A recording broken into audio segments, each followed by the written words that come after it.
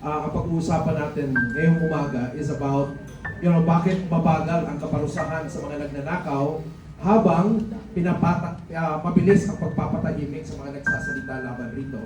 So the question I'd like to ask all of you right now is that this is supposed to be an urgent matter, dito ba, corruption? Because trillions are at stake, in other words. Pero ngayon, it's been 100 days mula nang pumutok ang flood control scandal. But up to now, ang nakikita natin, puro investigasyon pa rin. At wala pa tayong nakikitang nakukulong. So, what does it show or say about the commitment of this administration para resolbahin ang problema ng corruption? Anybody can answer? Sa punto de vista ng mga abogado, no, ang question kasi is bakit matagal magsampa ng kaso dun sa mga nagnakaw? Mabigat ho ang trabaho ng abogado sa paglilikom ng ebidensya. Kailangan kumpleto ang iyong ebidensya, dokumentado, dapat may mga sinumpaang salaysay. Kung conspiracy po yan, no? Sino-sino ba ang kasama dyan? Ano ang kanilang naging parte? Mamali ka kasi ng ebidensya, mababasura yung kaso. No? Ngayon, sa loob ng 3 buwan, dapat ba may kaso?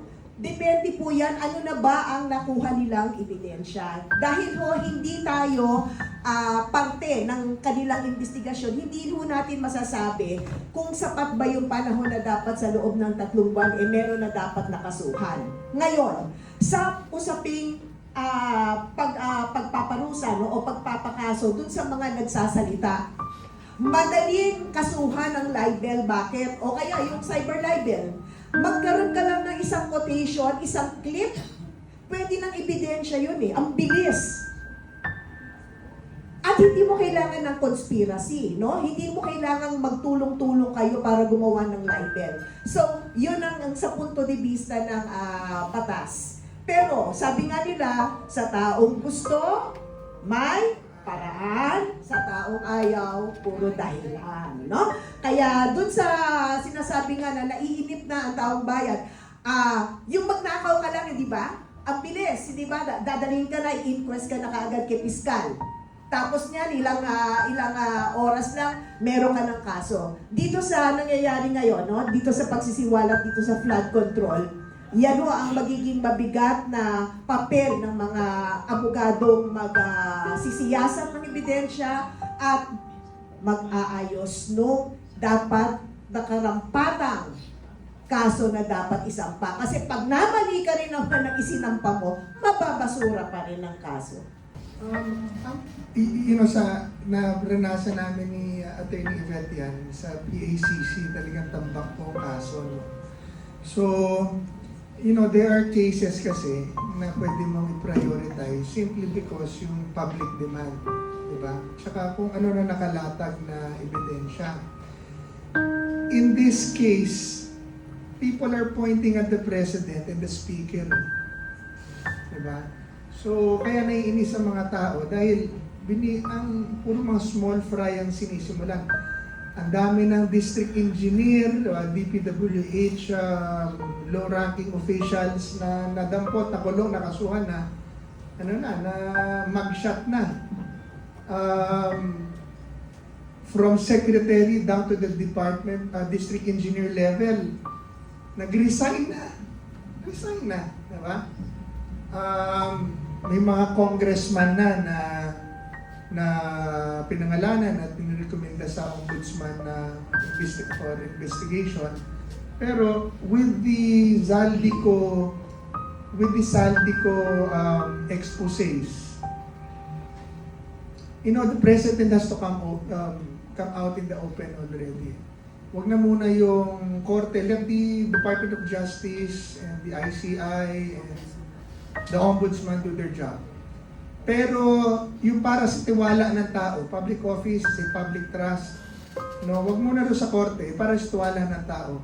Ang Pangulo na dapat ngayon ang lumabas para magsalita at sagutin yung mga sinabi ni Zaldi at dalhin ang kanyang mga dokumento at ebidensya.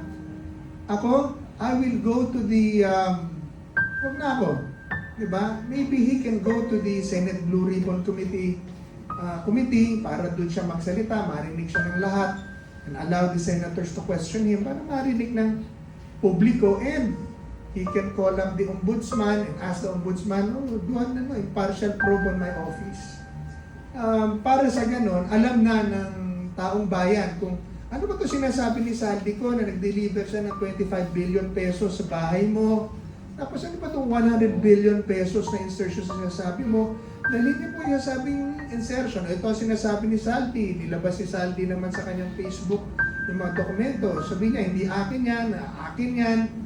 So, makikita naman po yun sa pagka sinimula nila Dante Marcoleta, tingin dyan, ayan, sila, tawagin yung mga abogado at mga angkowa, tingnan dyan, masasagot naman po na maayos yan. That is, if he wants a government in a country na stable, corruption erodes people's trust and it brings and leads to instability and security.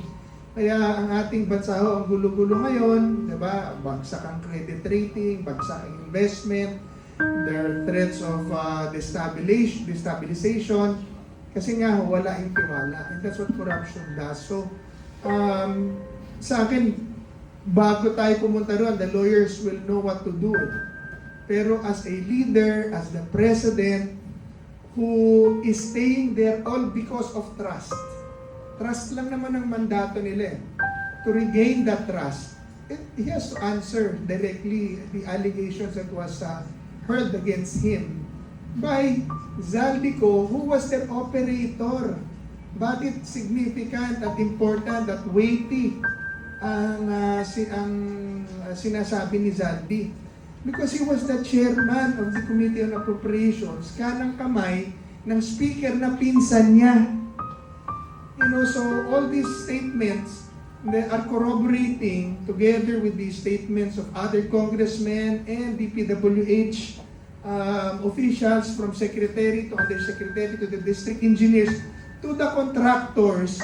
It is all corroborating na ang operator was Saldi and the names of Martin was being mentioned, and now their operator na itinuturo nilang mastermind who does not have that power all into to manipulate the budget in Congress. Sabi, hindi, nag-deliver ako sa iyo ng 25 billion pesos sa bahay mo. Tapos, hindi, utos sa akin ni speaker to, utos ko ni Amina Pangandaman, utos nila lahat ito nag-confirm ako sa kanila. He has to answer that. Yun po ang palagi kong hinahanap ng tao ngayon. Diba? Yung kaso, let go through its process. Pero ngayon harapin mo. Kaya nag-rally si INC, kaya nag-rally si Romano Katoliko. Sana ba to case? It's about the lost trust. Kaya sabi natin, no trust, no mandate. So you're occupying a position that no longer really belongs to you. No, ako dito ko talaga totoong nami-miss yung leadership ni Tatay Digong. Kasi 100 days walang nangyari. You remember si Tatay Digong, nagkaroon ng issue about the Bureau of Customs na mga tiwaling opisyal. Ano bang ginawa ni Tatay Digong? This is about political will, ano? Ano ginawa niya? Lahat ng mga na-involved sa kahit wala pa yung kaso na naisampa, na nandoon na sa report yung tungkol sa kanila, tinawag lahat sa Malacanang at dinivert sila, di ba? Tinanggal sila from the Bureau of Customs, pinapa-report sila sa Office of the President habang ongoing yung kaso. This is what President Marcos should be doing sa lahat ng mga na-involved. In fact, sa simpleng pag-issue ng whole departure order sa lahat ng mga lahat ng mga involved. Hindi naman natin ito sinasabi na kasi iwasan mo na makalabas mula sa bansa lahat ng involved. And if he has a political will, it can be done. Nagawa nga nila, di ba, na si Tatay Digong ay mapaalis sa Pilipinas. Bakit hindi nila magawa na i-hold lahat. Ilan na yung nakaalis mula sa bansa na mga kongresista, mga taga-DPWH, di ba? Dahil hindi binigyan ng diin ang pag-hold sa kanila para makalabas ng bansa. The mere issuance of the whole departure order with strict orders na hindi talaga palabasin sa bansa yung mga involved dito sa korupsyon na ito ay pwedeng gawin ng ehekutibo. Ibigay lang ang order sa Bureau of Immigration. Anong nangyari nung umalis si Bunuan? Nandito na sa watch list lang daw, di ba? So, nakaalis si Secretary Bunuan dahil hindi in-implement yung kasi ang nakalagay lang daw sa kanya is just in the watch list. I don't know with the lawyers, pero para sa akin, if the president orders and make an order na lahat ng involved na mga pangalan, pwede niyang ipa-hold departure order ang mga ito, o kaya for temporarily ay hindi nila pwede magamit ang kanilang pasaporte, no? Pwede ito kasi involved ito sa malakihang korupsyon. Hindi naman ito milyon-milyon. This is already plunder kasi this is more than 15 million ang involved na mga amounts, and that's already plunder cases na dapat ang involved sa kanila dyan. So, political will, and kung titingnan mo, kahapon lang, di ba, na nag-resign si Singson as member of the ICI. This is already proof na hindi effective ang ICI. Dalawa na sa kanila ang nag-resign. Unang-una si Magalong, pangalawa si Singson. If they believe in the ICI, if they believe that what they are doing can change the lives of the Filipinos, they would not resign. Pero sa tingin ko, nakita na itong mga tao na ito na walang patutunguhan ng ICI na investigasyon kung kaya't sila ay nag-resign. You know, it is a privilege to be placed in such a prestigious ICI kasi wala namang PICC. Pero, di ba, kung ikaw pinili ng Pangulo to do something that would make a great transformation for the country, hindi mo to bibitawan. And these are individuals na hindi naman basta-basta. These are individuals na merong mga pangalan, merong pinagdaanan sa buhay, at merong mga proven track record. The fact that they resign, that means surrendered na sila, na wala silang magagawa dito sa ICI. So, ang suggestion ko kay Pangulong Bongbong Marcos, buwagin mo na yung ICI at magtrabaho ka ng maayos, ipakulong mo na yung mga dapat makulong at huwag mong palabasin ang bansa.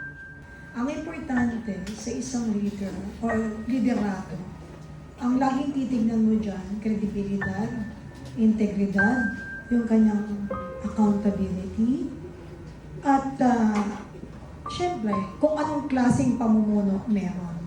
Ngayon, tungkol dun sa mga taong nabanggit ko, kahit hindi under oath, kung talagang gusto mong bigyan kagad ng isang agarang pagpapakita sa sambayan ng Pilipino na ikay talagang gusto mo ring makamit yung katotohanan para sa ikagaganda ng bayan at magkaroon ng isang magandang resulta, yung paghahanap natin ng kasagutan sa korupsyong naganap sa ating bansa. Hindi mo pipigilan without reservation na lahat. Bakit? Yung oras mahalaga. Habang pinapatagal mo, nagtataguan lang yung mga yan. May mga tumakbo na, may mga nagpunta na sa ibang bansa. Parang binibigyan mo lang ng oras sila para makapagtago. So kung talagang ikaw ay inosente at talagang bukal sa iyong puso na magkaroon ng justice yung mga nagaganap sa ating bayan, na syempre, you cannot deny kahit hindi ikaw gumawa. Lahat kasi as the head of the Philippines, no, ng ating bansa, ikaw lahat yan. Ganun po. Hindi mo pwedeng sabihin, hindi ako siya, hindi ako siya. Sasabihin nung tinuro niya, hindi ako siya. Anyway, ando na po tayo sa parting yung dumaganap na bend the law. Nabibend nga nila yung law, hindi nila ibahin para mas-simplify na masolusyonan ang laganap na korupsyon sa ating bansa. Sa papaano pamamaraan, lahat ng involved. Kunin nyo na muna, hindi naman yung sasaktan, hindi naman yung pipigil, hindi naman yung bubusalan ng bibig eh. Kung talagang hindi ka guilty sa nangyayari, not unless na ikaw pa rin ang kumukumpas sa mga agency na binuo mo para magkaroon ng hustisya, yung sinasabing korupsyon. And why is it, yung mga naging kinatawan, yung sabi nga ni Ka-Asya ng ICI, makikita mo talaga yung klase ng tao. Bakit nagre-resign? Dapat ba yung mga nag-resign na mga head ng agency, papayagan mo kaagad? No. Kung talagang gusto mo talagang malaman ang totoo at maibigay sa taong bayan ang panawagang hustisya at kasagutan, lahat sila kunin mo. Walang magre-resign. Anyway, hindi ka naman basta-basta magre-resign pag hindi mo in-accept eh. Pag in-accept mo yung resignation nila, parang sinabi mo, tumakbo ka na, magtago ka na, huwag ka na magsasalita, i-safety mo sarili mo. No! Kasi may clearance pa yan, hindi naman tayo basta-basta eh. Ano nangyari ngayon? Taas pa yung mga nag-resign. Nagkaroon pa ng magandang turnover para ipakita sa tao that they are not guilty. Bilang head ng agency, at kung yung mga secretary level at undersecretary, accountable ka sa lahat na nangyayari sa ahensya kung saan ka naglilingkod. So resignation is not the answer. Ang resignation, pag in-accept nila yan, parang kasabwat ka, na pinifree mo sila para wala na magsalita. Hanggang ngayon, gagawin mong uto-uto ang Pilipino? Hindi pwede yun. Resignation is not the answer para sa ating panawagang hustisya sa laganap na korupsyon sa ating bansa. Humarap kayo sa taong bayan. Accountable kayo sa lahat na nangyayari kahit sabi mo hindi ikaw nagnakaw. You must know as part of that agency na naging involved sa korupsyon. Alright, sige po, I'll try to break down everything na sinabi nila, no? But I think kanina na-mention ni former Commissioner Greco that this is really a matter of urgency. Kasi nga, di ba, parang ang unang naaapektuhan dito is actually yung trust na nag-e-erode. And it's not only limited to like political instability, already we are seeing the impact economically as well. That's why it becomes very urgent. And yet, nakikita natin, may mga testimonies naman, may mga lumitaw that are actually pointing direct to the President, but ginagamit yung mga legal technicalities to actually dismiss, if not, or at least delay, no? Para talagang mahanap yung truth. So ang question po natin dito, meron po bang kahinaan yung batas natin, or are we just being selective in terms of, i-enforce yung justice natin?